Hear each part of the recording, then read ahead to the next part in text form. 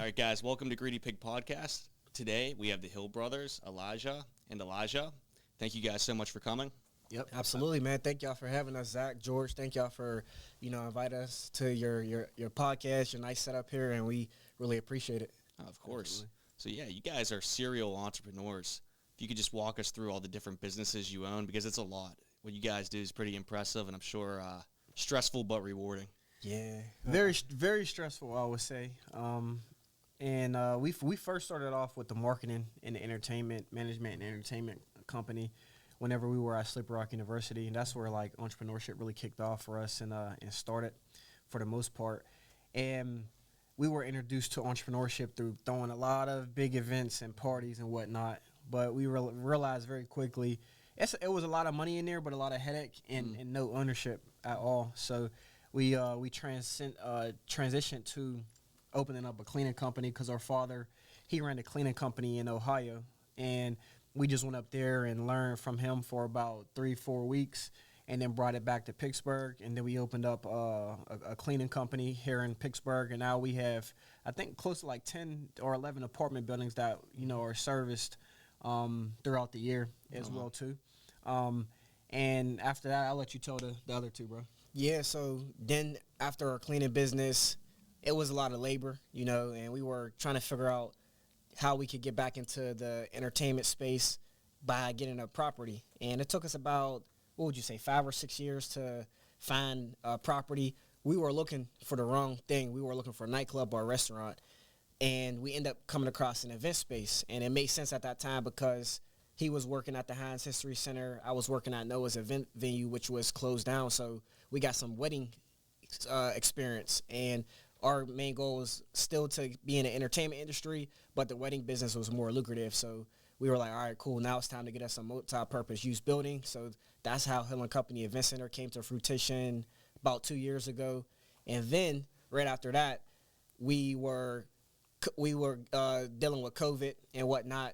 Well, before that, we were dealing with COVID. And during COVID, we took time to educate ourselves on YouTube University about credit, all types of stuff to get funding and whatnot that put us in position to get the building. So after we got the event center, about, I want to say a year after, a buddy of mine, he introduced us to the financial space. So now we have the Wealth Professionals. So those are our 4 main businesses right now. But the main ones that we really focus on are Hill and Company Event Center and the Wealth Professionals. Yeah, well, that's a lot to juggle. Yeah, man, it is. A lot of people, people management and attitudes, and then just also too, like automation. So we became good at being able to like delegate. Yep.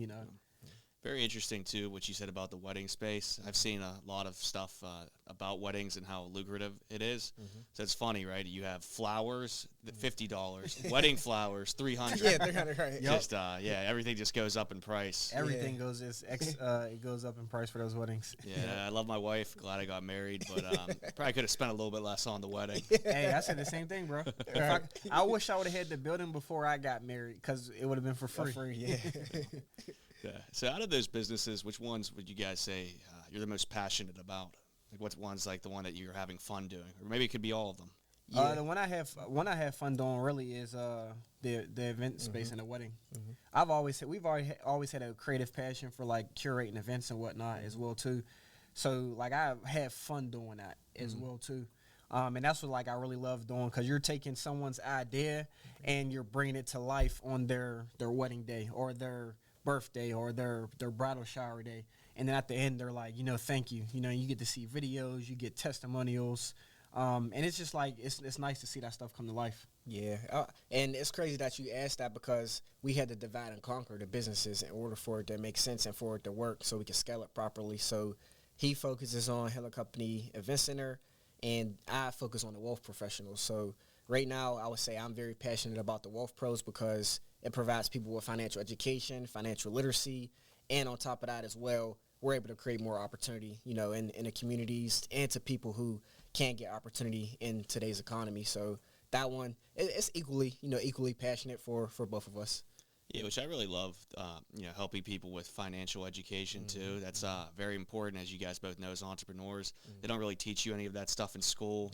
Like you mentioned, YouTube University. Yep. It's where you learn a lot of the stuff, but most people don't understand credit, how to actually get a loan, how to get an LLC, structure everything, so then you can take government money out in the future. But yeah, that's very very rewarding work, I'm sure. So with the event center, what's the biggest event you guys have ever had hosted there? We do a lot of like Amazon, Netflix. It wasn't big as in magnitude, but like those were like the bigger clients that we had. I would say like the biggest right there. Netflix, it was a lot of people too with Netflix. Well, yeah, Netflix was a lot of people.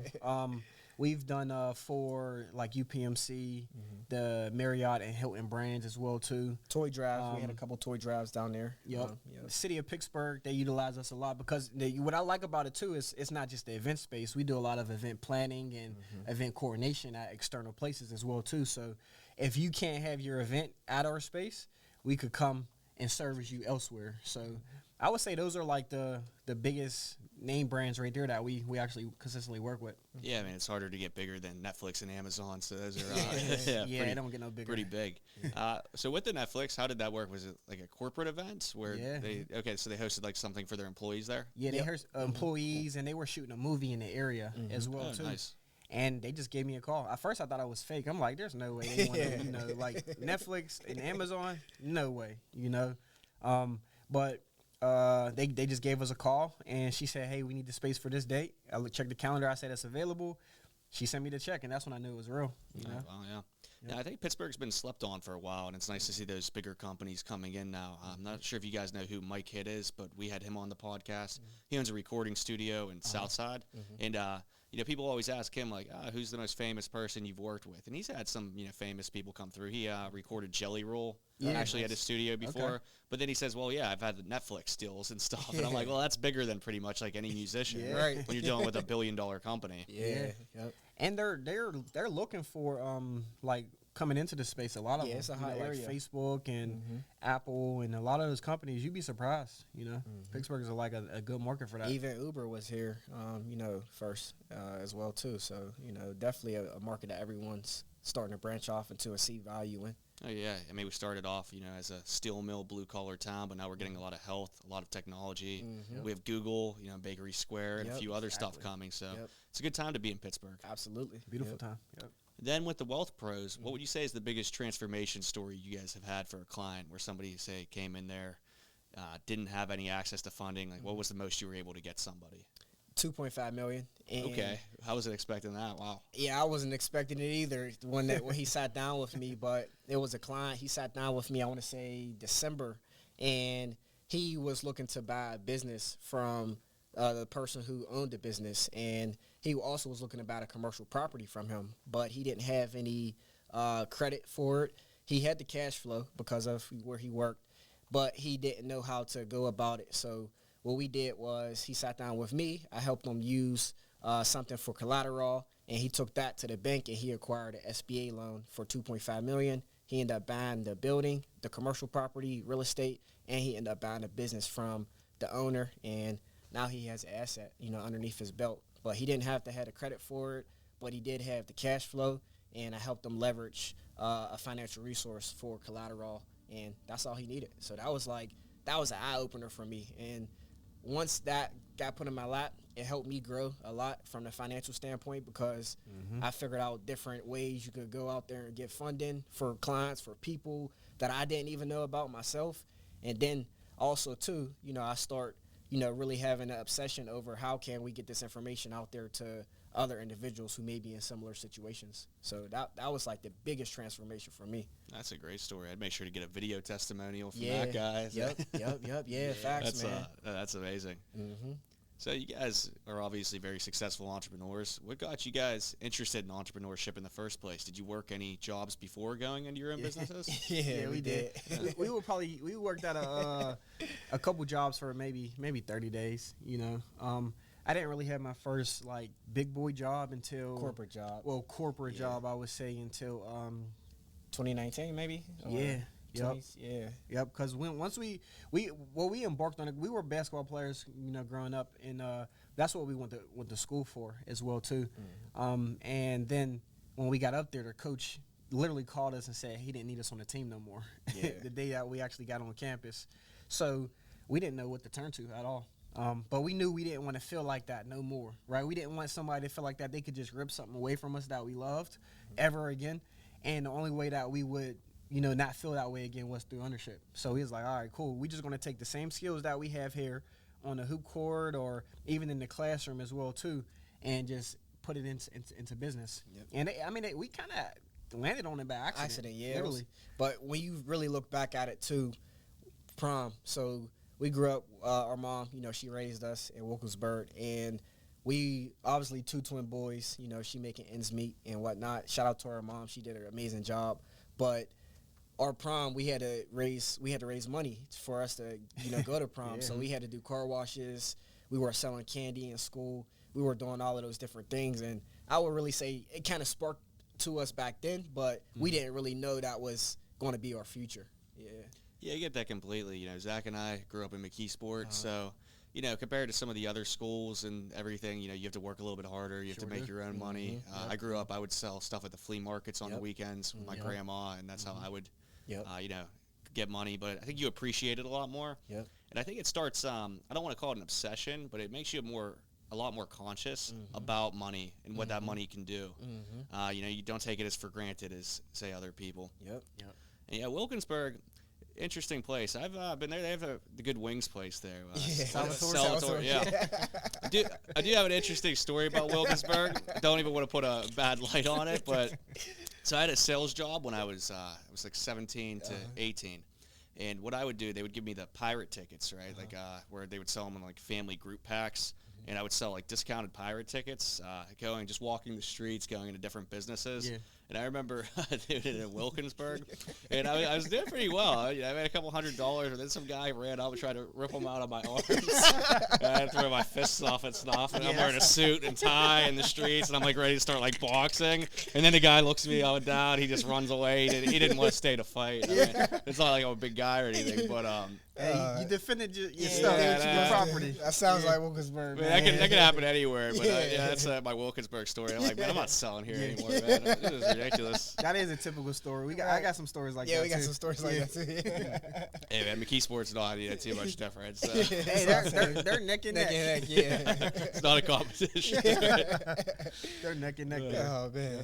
So out of those jobs, like some of the ones you guys said maybe you worked for like a month or so, what would you say was one of the worst ones where you're like, man, this just makes me never want to work for anybody? I'll give you mine. Wendy's. Oh man. I worked at Wendy's for about 9 months. I had it after I had 40-year-old men screaming at me for burning chili at 16, and I was just like, this is ridiculous. They looked like they had certain problems and stuff. These people, and just oh man, there's nothing like being screamed at by a grown man over burning chili in a fast food place, or you're burning your arms with fried chicken grease. Come on, that's crazy. Yeah.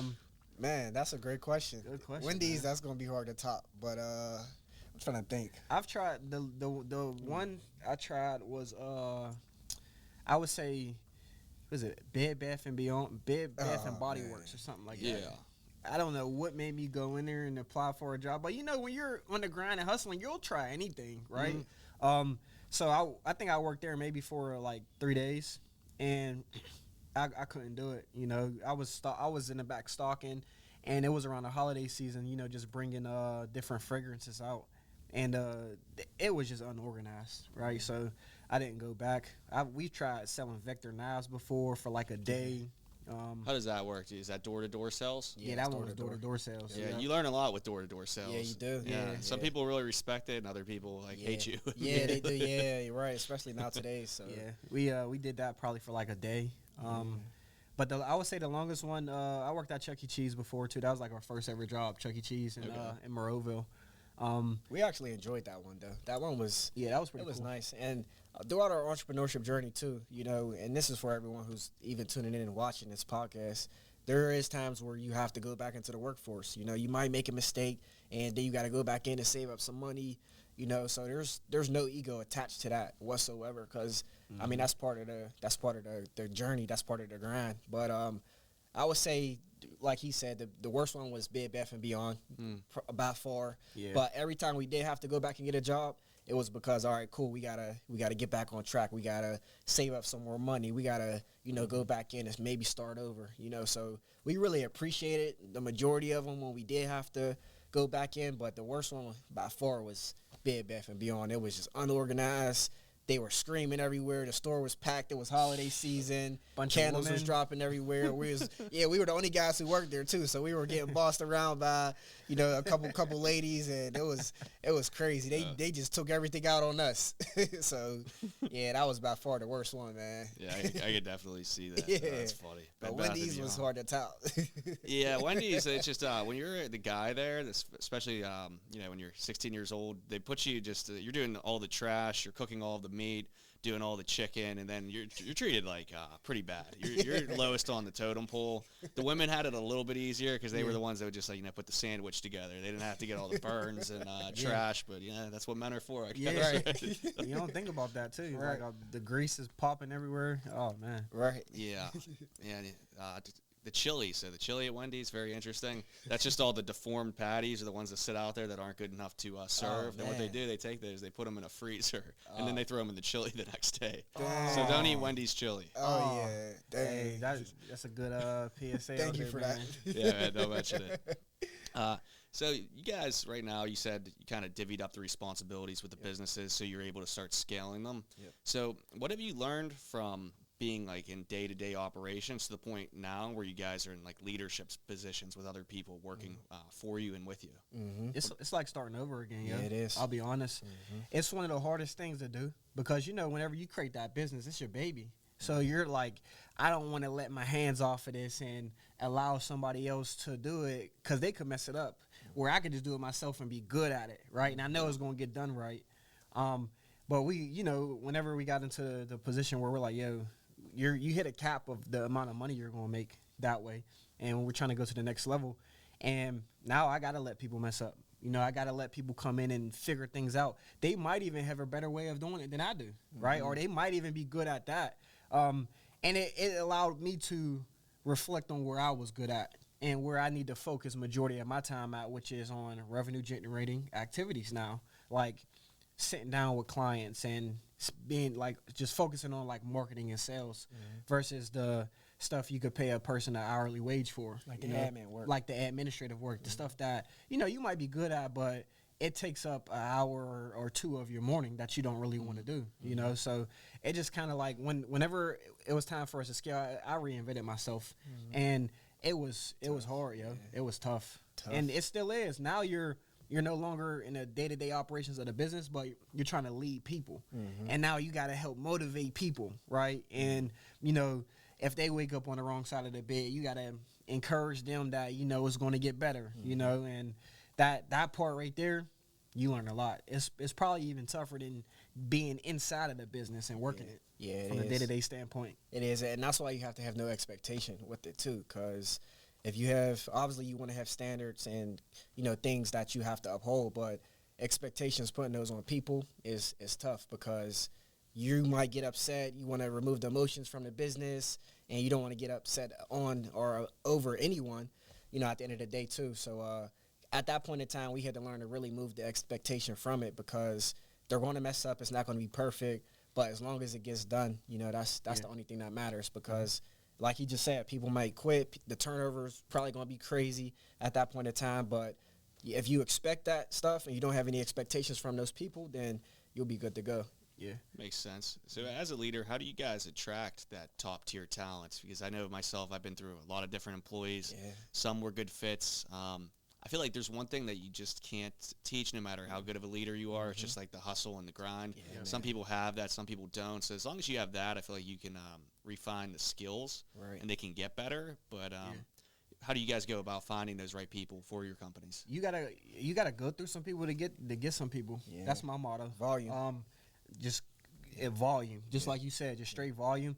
There's stuff that we put in place to help the people who aren't in that magnitude yet, right? So I don't feel like we could create leaders. They have to be developed. They either have to come ready or they're going to be developed over time, right? And if you're not willing to be developed over time and you don't come ready, well, you just don't fit that mold in which we're actually looking for. But we've created some stuff like at the baseline to where instead of us trying to duplicate leaders, we're just duplicating great workers, right? People who, you know, you don't got to think about the job no more, right? You don't got to think about what's the next thing that you actually have to do. We just, you know, created like a baseline of what people actually have to get done. And just like a job description, honestly, like these are your day-to-day duties, and put systems in place so they could do their job. And then the people that do their job well will emerge as the next leaders. And you see different characteristics and different traits in those people as well, too. You'll identify them right away, you know. Yeah, what would be some of those traits that you notice early on with people that end up being some of the more successful people? They don't ask questions. Yeah, they just go. Yeah, right? Straight action. Straight right? action. Yeah. You know, especially coming into the financial world, we have it set up. The way we have it set up now is it's so duplicatable. Anybody could do it. But there's some people that come in, and obviously you're not saying you're not going to have any questions at all. But we're like, hey, look, this is what we did that made us scale fast in this. Go out there and do the same thing. And the people that do the same exact thing, those questions asked, they get results. They win fast. They achieve a higher level of success. They make more money.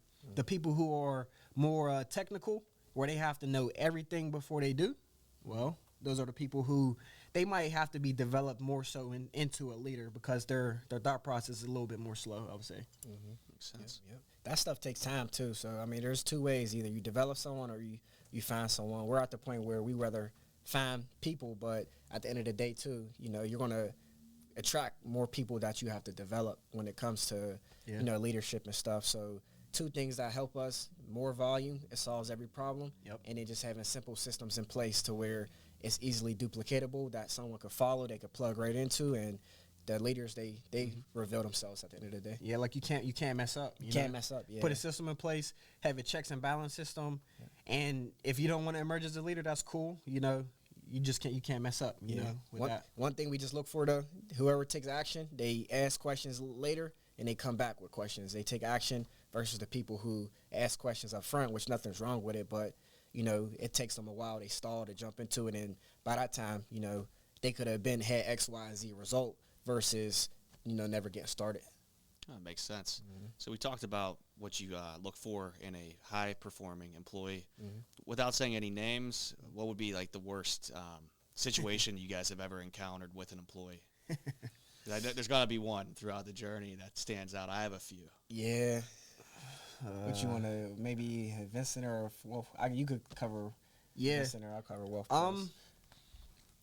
The worst, I would say people just not doing their job. You know, whenever you own these businesses, you attract a lot of friends and family, right? Yeah. Who don't necessarily respect exactly what you do. They love you as a family member, but they don't respect the business. So I've had instances where, you know, people that were close to me came and worked down at the event center and just were, you know, extremely neglectful, not doing their job, felt like they could show up whenever they wanted to in any manner and have no respect for the client-facing part of the business at all. And I would say, like, I get that. We've been through over 10 people down there, you know, in a multitude of positions that were like that. And that's why we got checks and balances systems in place. I'll give someone the grace until they mess up multiple times, right? So that would probably be one where just not showing up to work. I've had clients who've paid me money and they've never even showed up to, you know, like my staff never showed up to appointments and whatnot too. And thank God I live close by where I'm able to, you know, pop in. But some of that stuff could have cost thousands of, you know, when people pay you thousands of dollars, they want you to be on point. You know? Yeah, it's hard having them treat the business exactly how you would treat it. You know, even down to the cleaning, like the little corner. But you know, you completely overlook the corner. You know, so. I got another good one too. I have from the cleaning standpoint. Now I just remember this one. We were when we first got started in the cleaning space, because we do carpet cleaning as well too, and we were cleaning a job, and in the midst of us cleaning the job, my buddy who was working with us, he's like dozing off on the steps, like he's sitting on this person's steps in the house, sleep, and she's like in her room. I'm like, bro, like, wake up. He's like slumped, about to fall down the steps. Like, I'm like, no way. Yeah, Absolutely not, bro. You can't. You're done. You can't do this. Yeah, I would say that one too for T's cleaning service. And the way he was cleaning the rug, he was using the machine the wrong way, and the water was spraying on the client's wall. So, man, I never invited him back to a job ever again because that dude was a liability. That's one of my close friends too, but he was a liability. He for sure. That's funny. Yeah. There's really no way you can mess up on some of this stuff, man. But it's just not paying attention and different things like that. Yeah. Yeah, I would say through some of the stories I've had with employees with the sales side of things, it's like just not even showing up for appointments when they're booking their Zoom calls. And that's where I have to call them, and I'm just like, what's going on? And then there was always an excuse like, I'm in the hospital or this and that. And it's like, okay, you can use the hospital thing one time. Yeah. You get one time with that. It can't be like 3 times in a month. Yeah. You know, and it's also like, I've had to scream at people. It's like, you got to shoot me a text message regardless. Yeah. Because it's not, you didn't get into a car accident. You're saying your back's hurting. Well, it's like you can shoot a text message if your back's Come on, hurting. something simple. Yeah. And then at the rentals, I had one guy steal. What he did, which this is how bright this guy was. I'm not going to say any names. He's not even in Pittsburgh anymore anyways. But so I paid him by check, and he took the account and routing number and then paid his Duquesne light bill with it. No And then I checked the rentals and like the account, and I check my bank account like every day, and I'm like, what is this for $500? So I called Duquesne Light, and I'm like, okay, like I'm gonna just talk to them with the account and routing. They give me the address. I'm like, oh, that's where he lives. Okay. And then it was pretty funny. I remember walking up to him. I was like, hey man, is there anything you want to tell me? And he starts looking like sweating a little bit. And then I'm like, he's like, no, what's wrong? What's wrong? And I'm like, oh. I was like, did you pay your light bill with my bank account? And he's like, what? Like, no. And then he's like, wait a second. I think maybe my cousin might have seen a check laying around the house. And I'm like, all right, man. And then, I just said, what do you want to do? I said, you just leave. I said, we're going to take it out of your pay, and then you're out of here. Yeah. Like, we can't do that. Yeah, That's crazy. And then I messed around with him a little bit about maybe the police getting involved because I said, this is a high-level fraud. I didn't have any intention of actually going forward. It's too much time. Yeah. It's like, what am I going to get? And more money, like. Yeah, but I said, I don't know, man, what to do about this. The police say this is really bad. That's crazy, That always man. gets them too. That would be a tough one. I'd be like, what the heck? You know? Yeah, it's terrible too, especially when you treat people well. You know, it's like I was always making sure he was getting bonuses, accommodating him with the job. Right. Then before that, one day he showed up. After he went to lunch, he was boozing a little bit. I could tell. Oh man. And it's like you can't booze on the job. Man. It's like come on, like do it after or something. Come on now. I understand it's detailing cars, but you can't be like smashed. Yeah, doing it. Yeah. You know what I realized too? I feel like most people, especially whenever you're creating a business for yourself in those earlier stages, because people feel like they have access to you, they could treat it any type of way. You know, versus people working in Walmart, for example. Like, granted, some of those people treat their job any type of way, but there would be more on their job and more present because they feel like it's a bigger corporation versus even like a smaller business and seeing the owner every day. Yeah, I understand completely. They feel like they can take advantage, and then you also deal with. Sometimes it's unfortunate, but there's like a jealousy aspect of it, or maybe envy. But I remember even working with him. I'm like, okay, we're gonna get you some rental cars under your own name. I'm gonna finance them. Those will be your cars because I want you to grow with us and then grow to a higher position. Then I'm like, hey man, we just got up to 40 cars, and then he was like, you got up to 40 cars. And I was like, red flag, man. That's a big red flag. Yeah, right it's there. like, well, we're a team. We're all winning. We get more cars. It's good. We're gonna get you cars too. Yeah, but, right. More money for you too. Oh man. Yeah. So, you guys have obviously taken a lot of risks with entrepreneurship. What advice would you give to somebody that's working a corporate job right now? They want to start their own business, but they just don't know how. They've never done anything like that. What would be the first step you would suggest? Save money, honestly. The checks you're getting from your job, just save money. There was a saying, we were on a call with Marshall Falk the other day, and he was saying in the Asian community, they make saving a bill. Right, they make saving a bill. So how they look at it is, you have your bills every month that you have to pay, and they make saving one of those bills. Where, all right, that's something that I have to do, versus saving after you get paid. After you make your money, where you might not have anything left over, and at that point in time, you might not factor anything in. You might not save any money, you know. Yeah. So I would just say use your job right now, your corporate job, to save money, make saving a bill for you, and then obviously use your corporate job to fund your business early on, and then educate yourself slowly, and then find something to create or put passive income into so you can make some money to buy back your time, and then slowly start stepping away from, you know, that corporate job. But early on, you're going to have multiple jobs when you're juggling business, trying to scale it and get off the ground. But that would be the piece of advice I would have gave myself back then when I was, you know, trying to get to where I'm currently getting now. So And you're actually in a good position too. Yeah, you know, I feel like a lot of people think because they have a job it's like a negative, but early on, you need to pay stub, right? Yeah, if you want to go into that banking, leverage a loan and get funding, right? You're going to need income to even look attractable to obtain credit, right? And also too, in the earlier stages, that job might be the thing that funds the business.